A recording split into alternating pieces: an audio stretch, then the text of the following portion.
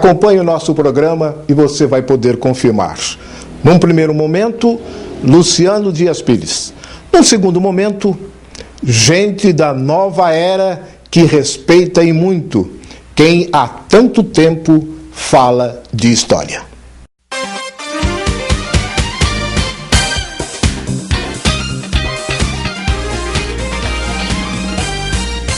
Edifício Vitória Régia. Fica perto do Vitória Régia, fica perto das Nações Unidas. Afinal de contas, história não tem limite, não é mesmo? E a nossa cidade de Bauru é uma cidade assim que realmente ela prima pelas suas histórias de povos diferentes que a formou e que ajudou no seu desenvolvimento. E hoje eu estou do lado de um dos responsáveis pelo resgate desta história e dessas personalidades. Porque história a gente ouve muito, mas e as personalidades que compõem esta história? Luciano Dias Pires é um dos grandes responsáveis. Neste ano de 2014, o Jornal da Cidade completa 47 anos. E com o nosso carinho que temos por esse jornalista, nós perguntamos a ele, desses 47 anos, quantos anos de Bauru Ilustrado, Luciano? O Bauru Ilustrado agora no próximo mês de dezembro vai completar 40 anos de atividades ininterruptas, sempre destacando os acontecimentos dos velhos tempos da nossa querida Sem Limites. Há 40 anos atrás, vamos ter como 40 anos, porque já estamos nesse ano que se completa esse período, e veja o detalhe, ininterrupto. Quer dizer, todo final de semana você tem uma história para relembrar, para guardar, inclusive no meio do nosso bate-papo aqui, Luciano até fez alguns encontros, que nós do Personalidades também estivemos lá registrando, para a gente poder ver aquelas pessoas que saíam nas matérias, e depois podê-las vê-las ainda no dia a dia. Mas retornando aqui, há 40 anos atrás, como é que nasceu esse projeto? Eu, naquela época, em 1974, eu achava que na imprensa de Bauru não havia assim, melhores informações sobre pessoas de trabalho humilde, pessoas modestas, que davam um pouco da sua participação em torno do progresso de Bauru. Então eu comecei a pensar em lançar um jornal que contasse a história dessas pessoas e no meio dessas informações eu colocaria também dados históricos com referência a Bauru. E na primeira edição, por exemplo, do Bauru Ilustrado, eu contei a história de um carregador de mala da estação da Noroeste. Naquela época ainda a ferrovia era um importante meio de transporte, tinha uma grande movimentação na estação, na Praça Machado de Melo, e contei a história então desse carregador de mala, e foi uma história curiosa, porque na época ele me informou que um dia, carregando a mala de uma senhora que vinha vindo de Americana e ia viajar pela Noroeste do Brasil, ele bateu um papo com aquela senhora, guardou um lugar com a mala dela no trem da Noroeste e combinaram que no retorno dela para Bauru, para seguir em direção americana, e também guardasse um lugar para ela no trem da Paulista. Ele fez isso e desse bate-papo com ela nasceu um namoro e ele acabou casando com essa senhora de Americana. E ainda nos primeiros números eu contei também a história de uma moça da raça negra, que durante o dia ela vendia pamonha pela rua de Bauru e à noite ela estudava na Fafil psicologia. Então eu comecei a contar a história dessa gente e fui pincelando no meio dessa história também informações históricas de Bauru. Vocês percebem, então, gente, como que é importante isso. Às vezes a pessoa lê o jornal e vai depois dar outra utilidade para ele, não é mesmo? Mas veja como que é gostoso. Imagine esse casal depois, de passado algum tempo, se tiver filhos, se tiver familiares, podendo relembrar dessa situação, desse momento. Como que é importante isso? Nós estamos em 2014, uma viagem rápida, meu caro Luciano. E para esses dias, sem citar datas, para esses dias, para esse período, do último material que você preparou, o que você destacaria? Bom, eu devo publicar agora na edição de junho, deve sair agora no começo de julho, e dando continuidade à história das famílias de Bauru. Também foi uma sensação de agradecimento à nossa cidade, ao nosso querido povo, no que diz respeito à publicação dessa reportagem que nasceu em 1983 e com o título de Retrato Família. Até agora já publiquei, então, né, um material que chega até a 223 famílias retratadas nessa reportagem. Eu não acredito que nenhuma cidade do Brasil, mesmo alguma capital, tenha um acervo tão grande sobre a história dessas pessoas que ajudaram a construir uma cidade. Então, nessa edição de junho, eu devo contar a história do Ari Sampaio, da sua esposa Ruth, os seus filhos e netos, né, demonstrando, contando assim para o povo de Bauru um pouquinho da caminhada desse casal em nossa cidade. Muitas pessoas, às vezes, andam pelas ruas de Bauru e ficam perguntando: por que essa rua recebeu esse nome? Por que essa praça tem esse nome? E no Bauru Ilustrado a gente resgata lá por que foi feita essa homenagem àquela pessoa, àquela família, àquele cidadão, àquela cidadã que também deu aí a sua cota de colaboração. Mas quer queiramos, quer não, Luciano, ainda estamos no período de Copa do Mundo. E o que o Bauru Ilustrado resgatou de Copa do Mundo, que não tem mais Pelé, a não ser agora assistindo, e que você poderia destacar no Personalidades a respeito dos seus guardados, a respeito do carinho, da sensibilidade que você tem pela história, não só de Bauru, mas que acaba refletindo também em Bauru, já que nós fazemos parte do país Brasil? A primeira Copa do Mundo que eu acompanhei, eu tinha exatamente, foi em 1938, eu tinha 11 anos de idade.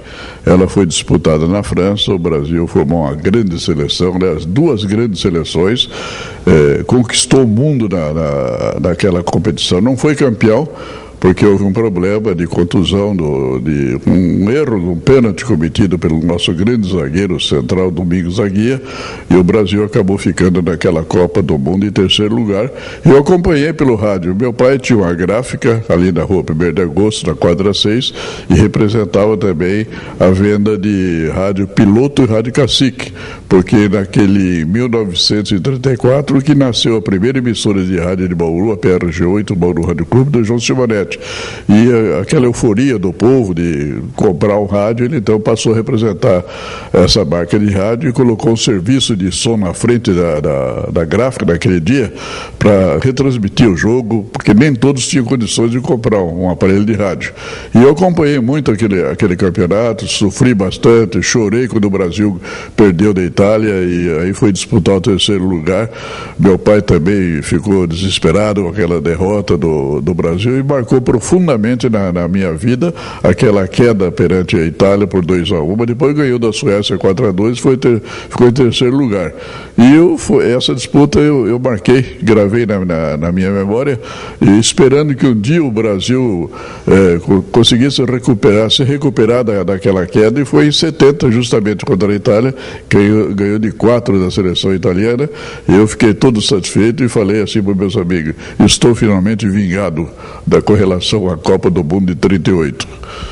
Gente, Luciano é gostoso porque um programa de meia hora fica pequeno, né? Dá para a gente ficar um mês inteiro falando com ele, e ele, que memória, bens a Deus, que memória. Ele lembra de fatos, de dados, de detalhes que às vezes algumas pessoas nos dias de hoje não conseguem lembrar no jantar o que almoçou, né? No mesmo dia.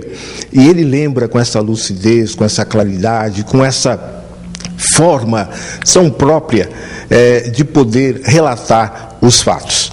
Recentemente nós tivemos aí o Uruguai, que também ficou na garganta do Brasil desde 50, e sempre com algum marco interessante dos jogadores uruguaios. O mais recente, sem dúvida alguma, a tristeza antidesportiva de um jovem atacante que tem um futuro brilhante, mas que parece que precisa de tratamento ou acompanhamento, pelo menos psicológico.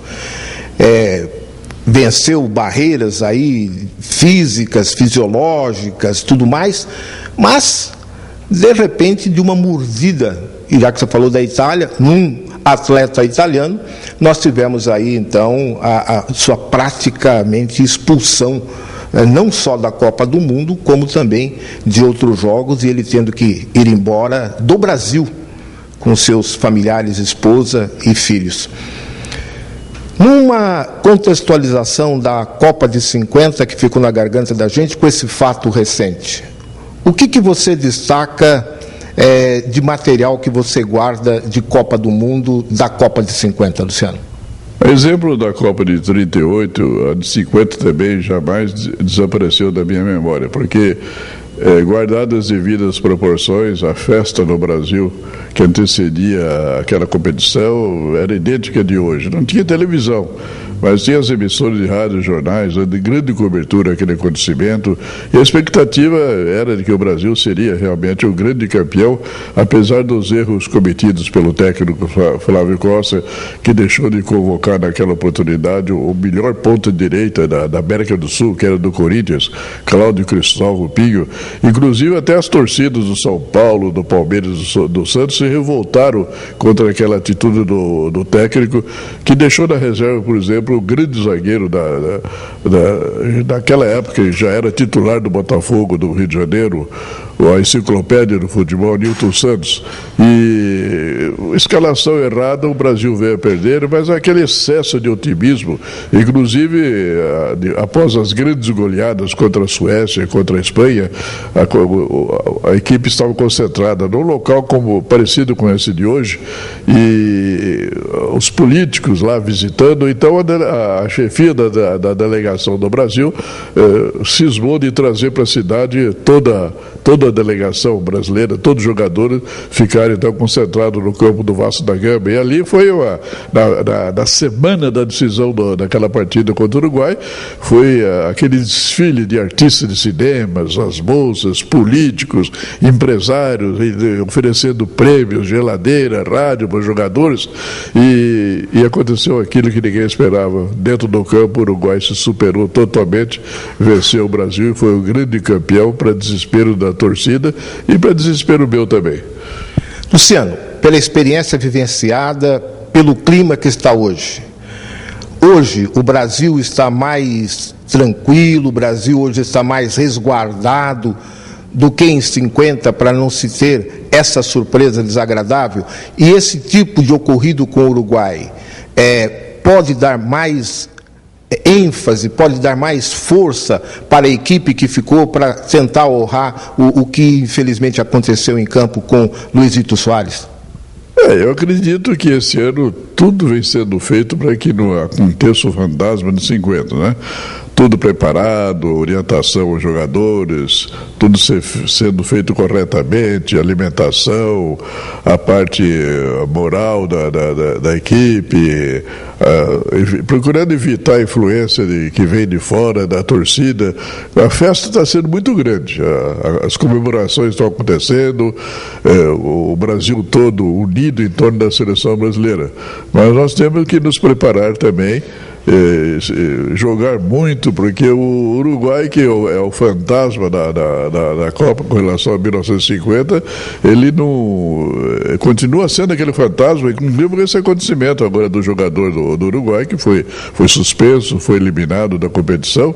Então os uruguaios estão se preparando com afinco para que possam repetir, e espero que não aconteça isso, aquilo que aconteceu em 50. Mas eu acredito que a seleção está muito bem orientada e possamos chegar à final alcançando o título de campeão.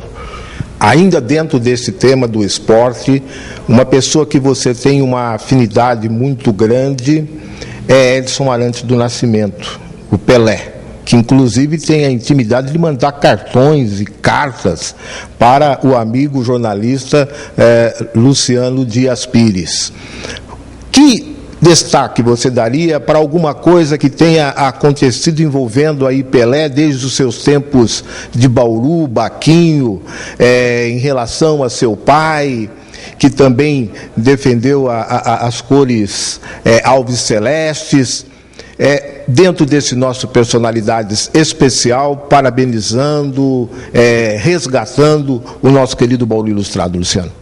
Eu tive o privilégio de acompanhar a carreira do Pelé desde criança, né? Ele criança, né? Ele correndo pelos campos de terra de Bauru, já chamava atenção, os torcedores, os esportistas de Bauru, que torciam para o Noroeste, para o Bauru Atlético Clube, comentavam a todo momento que o filho do Dondinho estava jogando muito nos campos de terra, né? Chutando bola de meio, aquela bola de borracha, aquele famoso capotão também, né? E tinha uma curiosidade, um fato interessante, que em frente ao antigo estádio do Noroeste, aquele mesmo que foi parcialmente destruído por incêndio em 1958, ali tinha um campinho de terra. Então a gente saía de casa para ir ver o Noroeste jogar e parava naquele campo de terra para ver o menininho lá, o menino Pelé correndo, fazendo diabruras. E o pessoal todo comentava: puxa vida, se esse moleque crescer com futebol, ainda vai chegar a jogar num time grande. Mas ninguém esperava que ele chegasse à seleção brasileira e fosse considerado o maior jogador do mundo, ou o atleta do século. O pai dele jogou muito bem futebol no Bauru Atlético Clube, e foi no juvenil do BAC que ele começou a aparecer, foi artilheiro. E uma curiosidade, ele foi a Casa de Cola uma vez, Casa de Cola de Calçados, tradicional firma bauruense, ela ofereceu um par de sapatos ao artilheiro do campeonato infantil juvenil. E o Pelé foi artilheiro com 28 gols, e na segunda-feira ele foi com o pai dele lá, recebeu o par de sapato.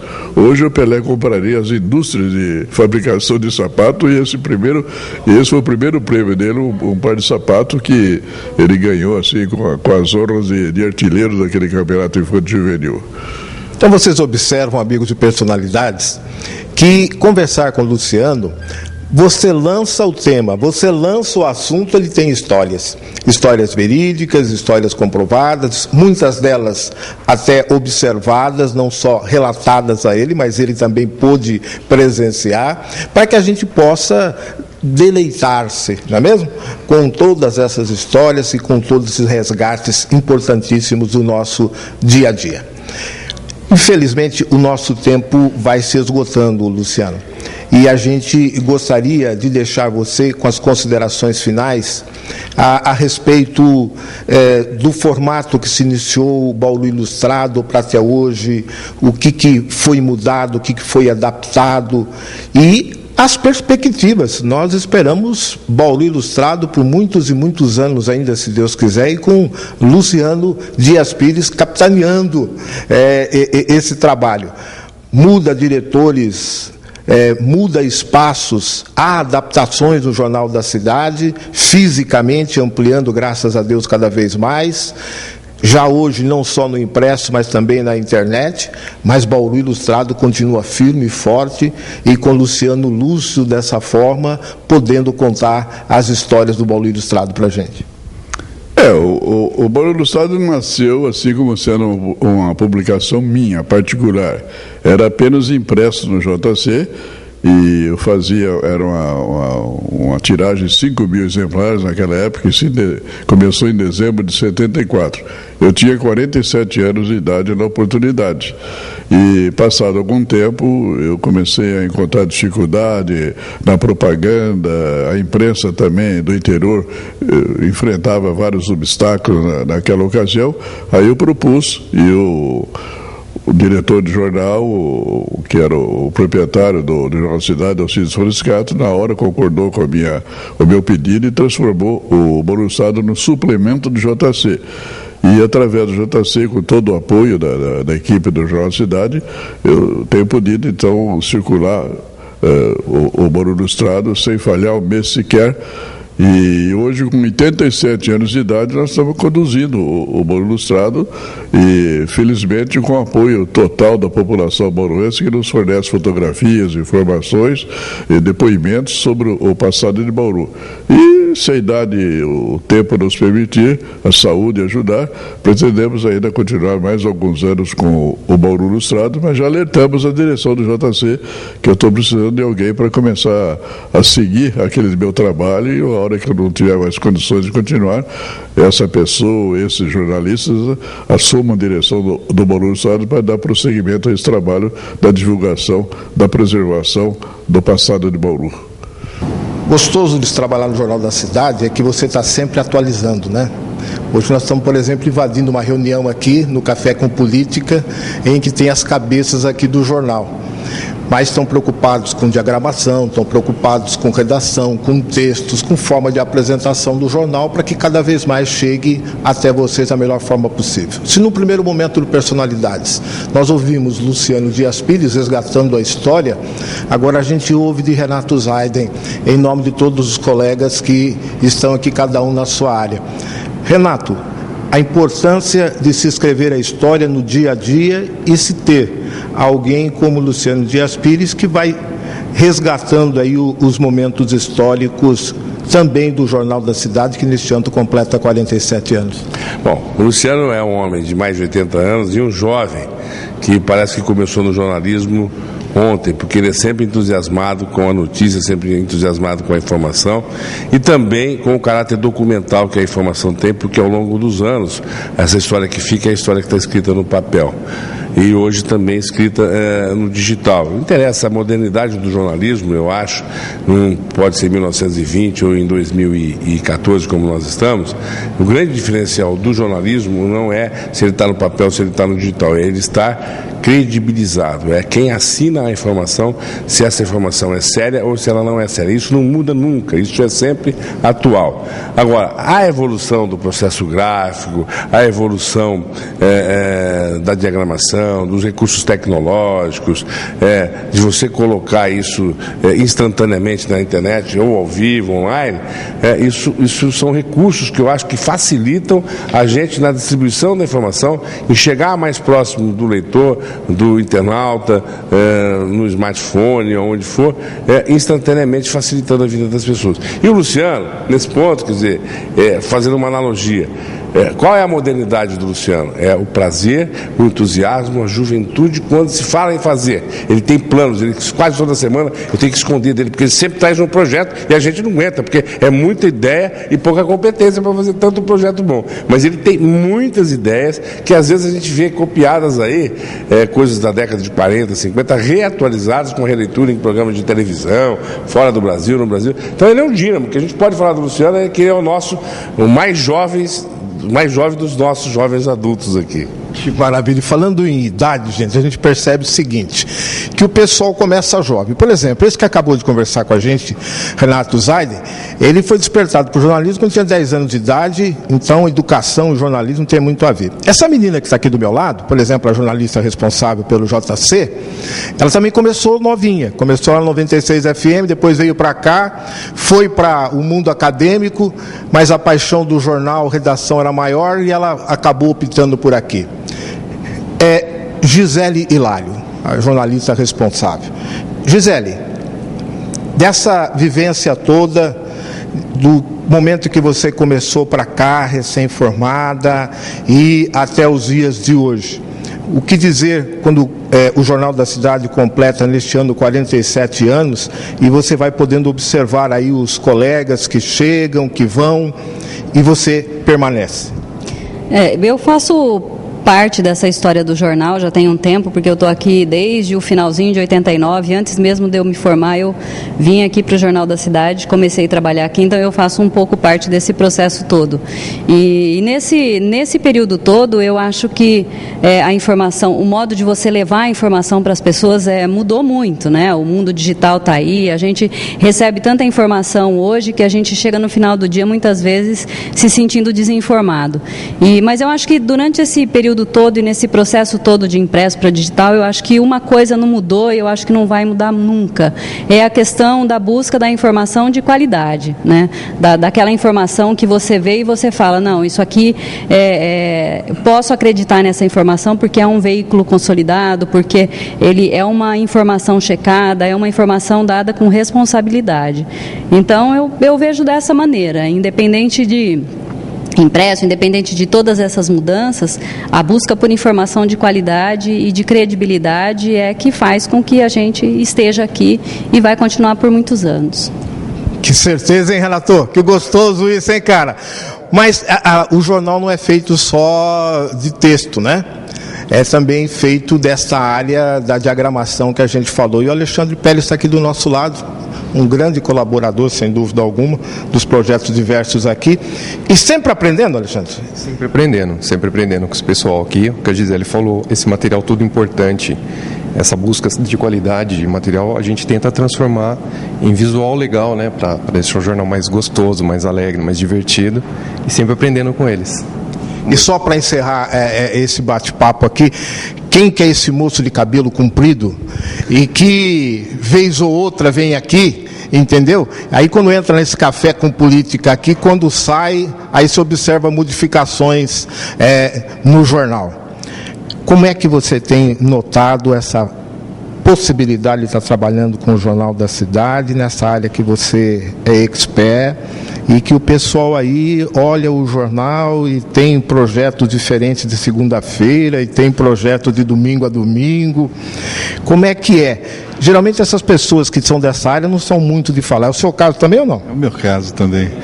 A gente está, por exemplo, aqui um exemplo, né? A gente está recolhendo informação do Zaiden, da Gisele, do João Pedro ali, e somando com o Alexandre a experiência dele interna, para poder, e sempre com o mestre do Caderno Ilustrado, passando orientações na história do jornal, para a gente ir renovando. Estamos trabalhando para renovar o jornal, né?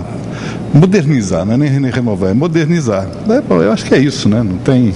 A fala para o leitor passa ano, entra ano, você acredita que tem que haver essa adequação sem prejuízo daquilo que Zaiden já adiantou, da credibilidade, que essa é sempre única? Tem que ter, porque o ser humano muda, minuto a minuto, né? E nós temos que acompanhar isso, né? Tecnologicamente e na informação isso não fica para trás, né?